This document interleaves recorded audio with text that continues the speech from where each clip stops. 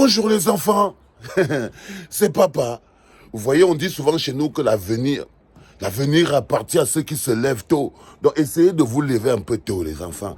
Mais comme je suis là, c'est pour le premier podcast de la journée les enfants, c'est pour le 8h. Le 8h de la clinique, en direction des Alpes, sur la montagne. J'ai l'habitude de vous le dire les gars, on mesure la grandeur d'un homme par la grandeur de ses combats. J'aime beaucoup cette formule. Parce que c'est une formule qui veut dire beaucoup de choses importantes. Vous voyez des mecs comme des Einstein qui avaient créé des formules sur la relativité, des mecs qui ont créé le moteur à injection, des mecs qui ont créé la lumière, des mecs qui ont créé le timbre postal, des mecs qui ont créé des choses comme ça. C'était des grands hommes.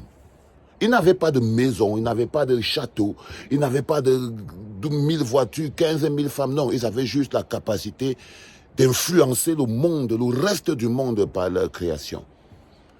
Et je me suis dit, on mesure la grandeur d'un homme par la grandeur de ses combats. Avoir 20 maisons, 400 immeubles, avoir les châteaux, 500 vestes. Vous avez par exemple un gars comme Mobongo. Le gars avait au moins 53 châteaux et que ça empêchait que ce soit un petit personnage. Oui, tu peux avoir tout ça, mais ça ne fait pas de toi un grand homme. Et on mesure la grandeur d'un homme par la grandeur de ses combats. On mesure également le ridicule d'un homme. On mesure également le ridicule d'un homme par le ridicule de ses priorités. On mesure même la dangerosité d'un homme. Parce que quand un homme aime les fesses, il est dangereux. Je vous dis bien que l'une des mécanismes pour découvrir qu'un homme est un dirigeant dangereux, vérifie s'il aime les fesses. S'il est capable de soutenir n'importe qui, n'importe comment. Et vous voyez, l'une des raisons pour lesquelles on est persuadé qu'Amougou Belenga était un homme dangereux, c'est parce qu'il arrive quand même des choses extraordinaires. Vous voyez le bon taxi jaune qui est à côté là, non? Ah, c'est pas Amougou. Oui, vous avez vu sur Internet, vous voyez la belle Dorga. La belle Dorga, toute rouge, taxi, de nuit et tout, qui est là. C'est la go d'Amougou. Si vous n'avez pas peur du cœur d'une fille, si vous n'avez pas peur des gens dans la vie, il faut avoir peur des filles. Parce que les filles ont un pouvoir. Avec le cœur d'une fille, c'est le cœur d'une boma. Moi, je vous dis, regardez seulement, si tu n'as jamais eu peur d'un homme dans la vie, moi, là, il faut avoir peur d'une femme. Il faut avoir peur des femmes, il faut avoir le respect. Parce que tu ne peux pas savoir jusqu'où les femmes peuvent aller. C'est-à-dire que, vous voyez la dame qui est là, c'était l'anniversaire d'Amougou. Je vous raconte. C'était l'anniversaire d'Amougou. Et les enfants d'Amougou sont partis. On a refusé, qu'ils ne peuvent pas les voir. On les a chassés. On a laissé. Les collègues du bureau sont venus. On les a chassés. Les oncles, les tantes qui sont venus du marché, on les a dit que non, quand un prisonnier est ici au niveau du CED, il ne peut pas entrer. Et personne ne peut le visiter. Ça ne vaut pas la peine. Même ces femmes n'ont pas pu aller le voir parce qu'elles sont aussi enfermées dans les autres endroits, qu'elles-mêmes elles sont suspectes. Même elles, Abbe Mélissa, Abbe Eza, ils n'ont pas pu. Mais regardez la Dorga brune que vous voyez là. Et quand j'ai vu ça sur le mur de mon pote, la panthère d'une des Humanto, j'ai failli brûler. Que cette go que vous voyez là, elle a réussi à trouver un moyen pour avoir le billet d'invitation. C'est-à-dire qu'on dit qu'on cède, on ne donne pas les billets pour les visites. Mais la brune que vous voyez là a réussi à avoir le billet pour aller voir Amougou, pour Kotopi, au CED.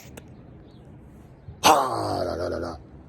Quand je vous dis que Power Fominga, le Power Woman, on appelle ça de Power Woman.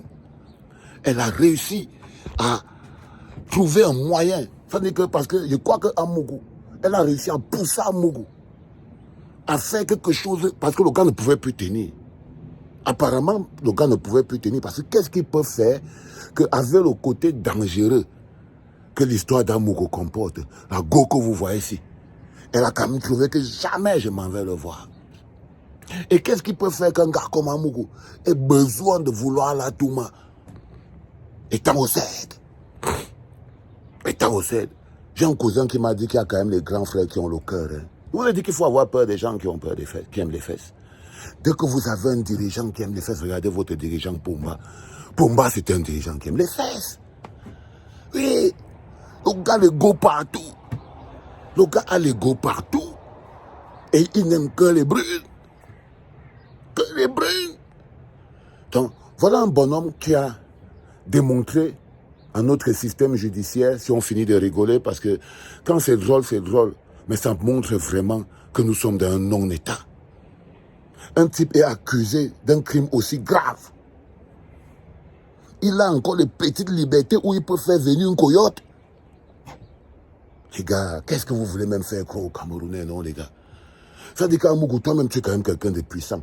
Comment un man comme toi, avec tous les problèmes que tu as et tout, tu as quand même trouvé le moyen, Dagobert trouve le moyen de prendre la force, de prendre une érection. Ah, moi, je ne sais pas, frère. Tu sais, moi, quand on m'avait arrêté, et que nous on était encore au 7, je ne suis pas sûr qu'il y avait un gars qui pouvait tout, moi. Je ne suis pas sûr. Les gars étaient tellement concentrés dans leur tête, ils ne savaient pas comment ils vont faire pour s'en sortir, que je me demande comment c'est que toi, tu as trouvé même l'énergie d'avoir une érection pour pouvoir allumer la blonde, là. Parce que c'est une blonde, non, la Gola. C'est une blonde. C'est une blonde du Camer. Hein? Parce que c'est quand même quelque chose d'assez extraordinaire qu'on arrive dans une situation où, imaginez-vous, cette nana, elle est entrée avec un couteau caché quelque part. Elle donne à Amougou. Amougou peut se suicider. Imaginez-vous qu'elle-même, elle a un couteau, elle-même, elle pas lui faire quelque chose. Parce qu'on peut la payer pour lui dire que bon, comme toi, tu peux entrer. Parce qu'on ne savait pas un truc. C'est qu'Amougou, c'est quelqu'un de dangereux. Hein? Pas seulement pour lui-même. Pas seulement pour lui-même. Il est dangereux. Vous savez que les gens, Amougou bloque pourquoi?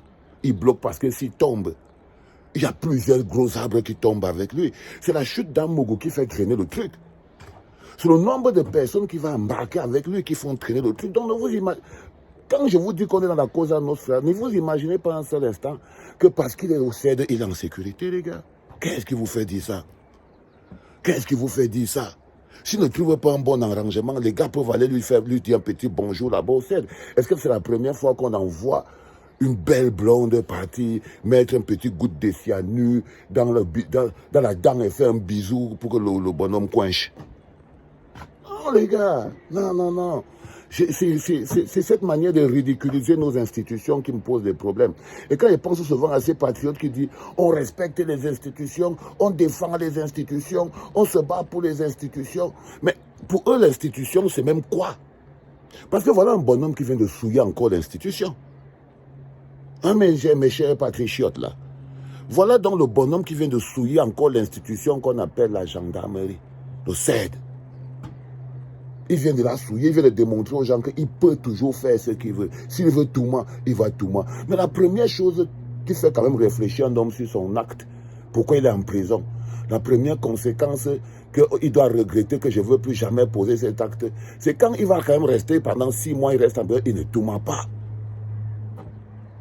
Ça c'est normal, ça dit que c'est la sanction.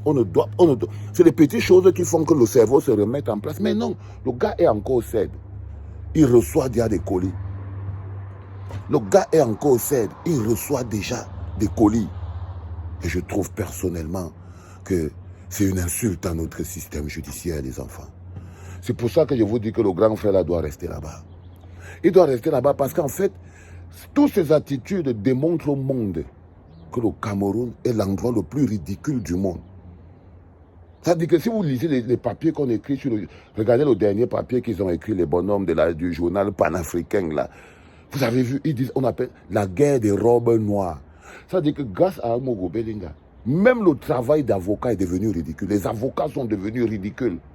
Rappelez-vous, encore, quand nous on était en prison avec le président de Moïse Kamto, être un avocat, c'était un luxe. Les gens venaient supplier pour être nos avocats. Des avocats venaient supplier pour être nos avocats parce qu'ils voulaient se faire voir. C'était le moment où ils pouvaient démontrer qu'ils peuvent faire quelque chose. Chacun voulait être l'avocat. Les gens se battaient. D'autres pensaient même qu'on était tellement riches que c'est là où ils allaient venir avoir l'argent. Donc, beaucoup de gens venaient parce qu'ils voulaient être nos avocats. Mais nous, on avait la chance. Parce que si c'est le genre d'avocat de Maître Tchungang et les autres qui s'insultent là, parce que la presse panafricaine a écrit la guerre des robes noires au Cameroun. Ça veut dire qu'on atteint un niveau de ridicule qu'on ne se rend même pas compte que les gens nous regardent. La guerre des robes noires au Cameroun. Ça veut dire qu'on est totalement ridicule. Ils s'insultent Et ils rendent ridicule le travail d'avocat. Regardez leurs avocats, leurs collègues, quand les collègues sont sur les plateaux, ils sont étonnés. Ils sont étonnés de l'attitude de Maître Tchunga. Parce que c'est ça le problème quand vous avez un homme qui ridiculise les institutions, qui peut rabaisser un pays à un point où tout est bas. Ça veut dire que le gars vient de rabaisser l'avocature. Il a montré au monde que les avocats, c'est des rats qui n'arrivent pas à tenir même un discours. Il a montré le côté bizarre. Regardez un gars comme Tchungang. Tchungang était bâtonnier. Mais regardez, pour la première fois qu'il a vraiment plaidé une affaire publique au Cameroun, dès qu'il a ouvert la bouche, waouh, c'était les toilettes. Dès qu'il a ouvert la bouche, waouh, c'était les toilettes, les enfants. C'était les toilettes dont le gars a ri. Il a encore réussi à ridiculiser l'avocature, après avoir ridiculisé la justice, après avoir ridiculisé la DGRE. Parce que quand tu utilises les éléments de la DGRE pour tes histoires personnelles, c'est que tu ridiculises la DGRE. Donc le gars a ridiculisé la justice, ridiculisé l'avocature, ridiculisé le DGRE. Quand il décide de laver un ambassadeur, il le lave propre. Donc il ridiculise la diplomatie. Quand il décide de laver un LG de la police, même la police, il ridiculise. Voilà un bonhomme qui a piétiné toute forme d'institution au Cameroun. Et pour finir, il commande une coyote pour Touma le jour de son anniversaire dans la prison. Où il n'a droit à aucune personne, il est en isolement. Mais tous ces gens-là ont laissé la go partir jusqu'à y pas faire le travail.